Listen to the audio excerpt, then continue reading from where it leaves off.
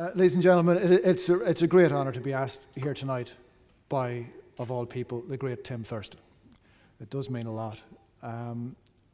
It's extraordinary how this room tonight has been reconstructed so accurately into a facsimile of the RTE Lyric Canteen. 'Cause that's the kind of people we are. It's also interesting for me to see what a Lyric FM audience looks like. Very well dressed, I can tell, for the most part. It is an honour, a serious honour, because I hold Tim Thurston in very high regard. He is a real broadcaster, a real one, a real music broadcaster. And to be honest, real music broadcasters are shockingly thin on the ground. You might assume that people presenting radio programs would be, as Tim is, devoted to music and love music and care about music and be evangelical about music, but that, alas, is not always the case.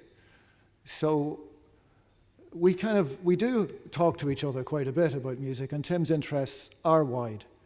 And himself and people like Eamon Lawler, who I'm sorry to say is leaving us, are very important people for someone slightly younger, like myself, to have as soulmates in a place like RTE Lyric FM. What Tim does is that he shares his enthusiasm with us, because what it's really about, and the reason why we all do what we do, is that we have regard for music, love for music, we spend all our money on music, we read about music. Some of us have been doing it all of our lives, and you develop a kind of an expertise that is odd because you've somehow spent more time on it than most people have the time to do. And then you try and transmit that as best you can, basically as you would with your friends if they were around in your house and you said, "Wait till you hear this, you'll love this." Tim does that. And I think what's the sound of Tim in the morning is, to me, kind of like the sound of the great Ciarán McMahona. It has become the sound of the morning for me at the weekend. And that's a very important and privileged position for Tim, but it's also something that we could all be very, very, very grateful for. No amount of robots or machines or computers can do what Tim does. It's impossible. You can try it all you like, but it won't work. So Tim is to be valued, and what he does is to be valued for his expertise, for his understanding, and to borrow a word from another genre of music, but which itself was borrowed from somewhere else, he's got soul. That's what it's all about. Gloria, I think, is a shining light on RTE Lyric FM, and indeed on the across all the RTE networks. His producer, Anya, I know, was involved in this book as well as on the programme itself. And Ian McGlynn here, who is kind of like an altar boy for me too. He holds my speeches everywhere I go, holds my microphone in the studio all day long.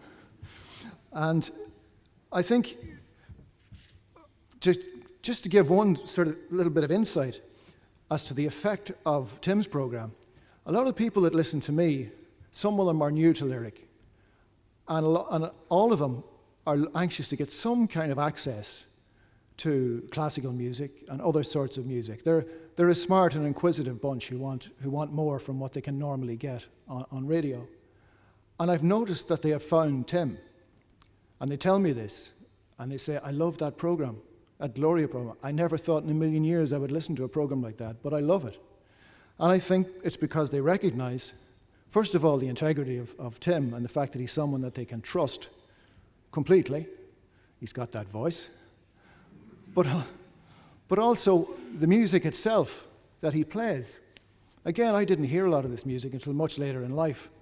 But when I heard it, it made absolute sense to me. It connected anybody my age who grew up listening to electronica, jazz, all sorts of music, finds echoes or origins in all that music that Tim plays. It's not strange to me, and it's not strange to the people who listen to my programme, and it doesn't surprise me that they love what Tim does. It was Steve Reich who put me on to Peryton, for instance. So there are those connections there, and some of us leap over Mozart and leap over others.